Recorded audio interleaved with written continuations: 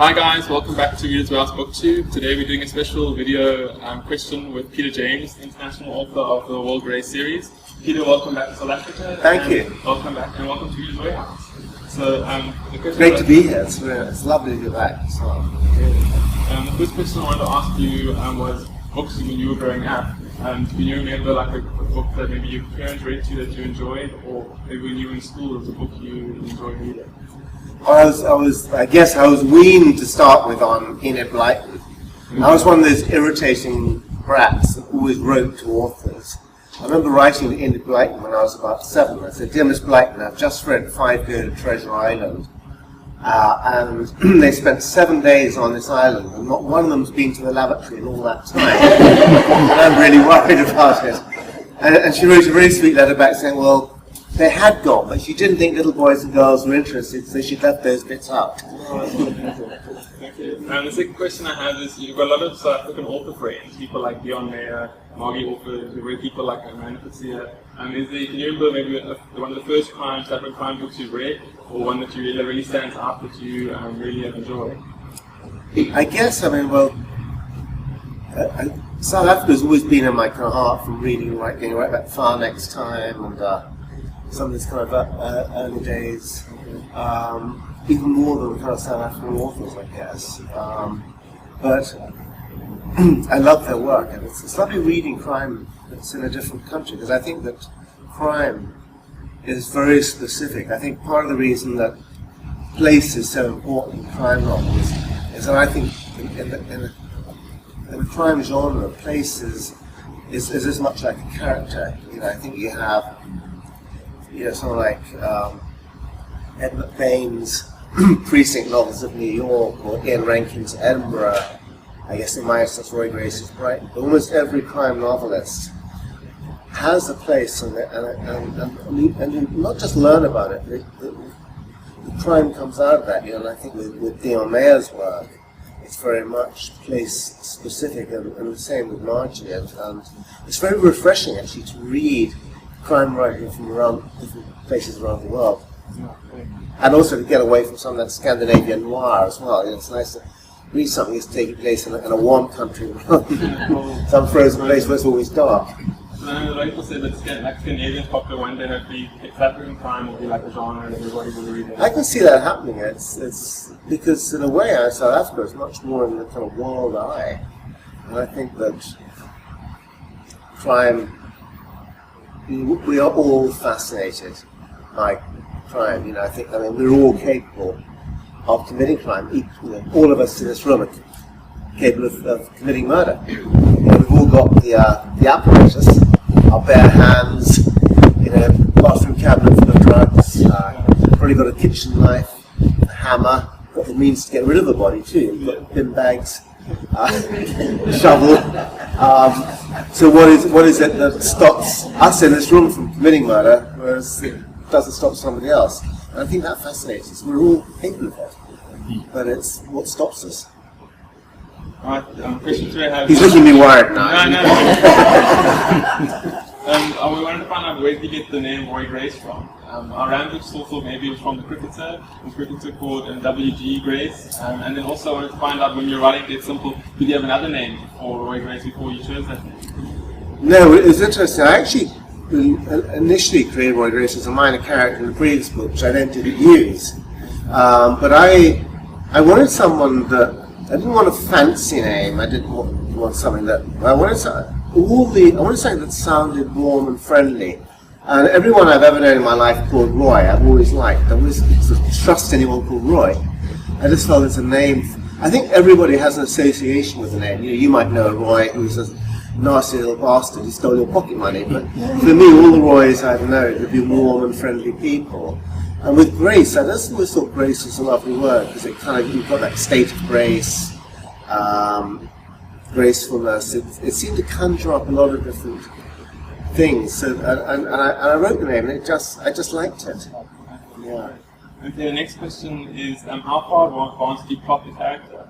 Like, now in this book you'll see he's going on his, he was going to get married and go on a honeymoon. Have you really thought about, well, I mean, Roy Grace having children, maybe doing like, if he has a wife, maybe it'll be like Alex Cross and his wife's going to die in the future. Have you thought like way ahead, or how do you plot the characters like in the timeline?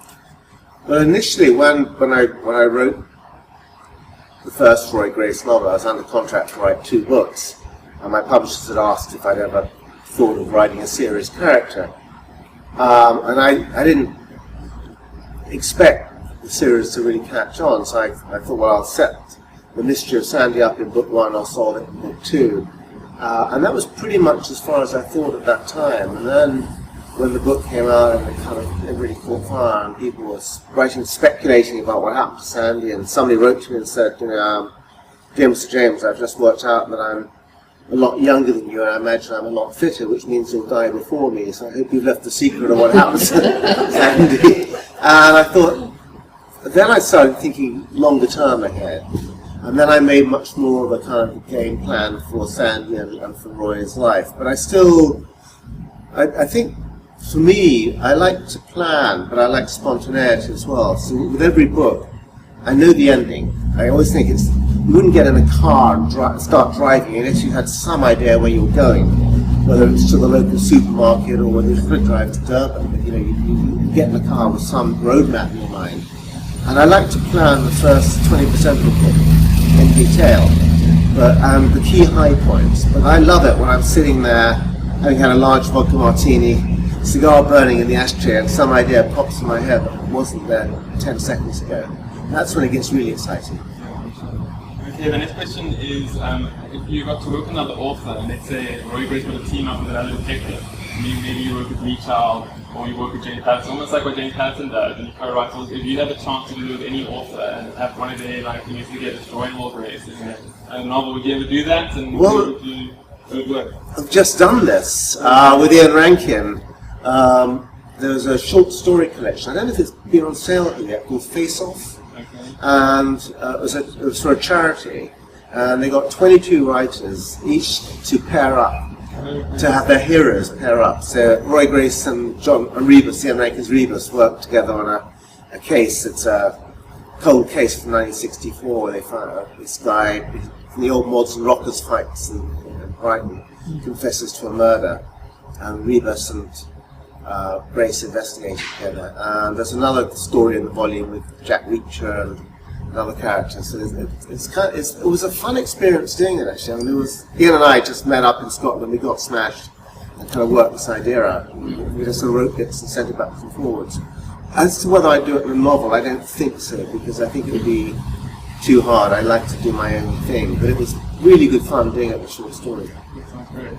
Okay, then the other question I have is, what are you currently reading? And do you read one book at a time, or do you sometimes read multiple books at the same time? I read multiple usually. When I'm writing, which I am at the moment, I try not to read fiction, but because I was coming here and I'm doing some events with the On Air, I'm reading 7 Days at the moment, which I'm absolutely loving.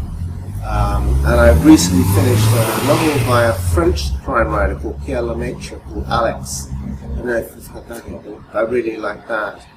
And I'm reading, as I constantly read all my way through, is a very charming bedside volume called Practical Homicide by Vernon Gabeuf, which is about 1,200 pages long with gruesome crime scene pictures of everything you can imagine. Not best read either before a meal or at bedtime, but for me, it gives me nice dreams. And the last question I wanted to ask you was, who came up with the idea of putting Dead in the title of your book? Was it from the publisher side, or did Dead Simple, was that the title you originally were working with? Yeah, originally, before Roy Grace, I'd written about 15 or so novels, and quite a lot of them have one-word titles. And the problem with the title is there's no copyright.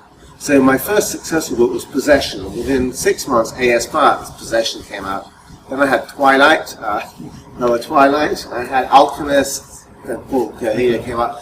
So I thought, with Dead Simple, I'd come up with a title that at least had 2 words, and if somebody else used it, it was fairly obvious that it was like a copy.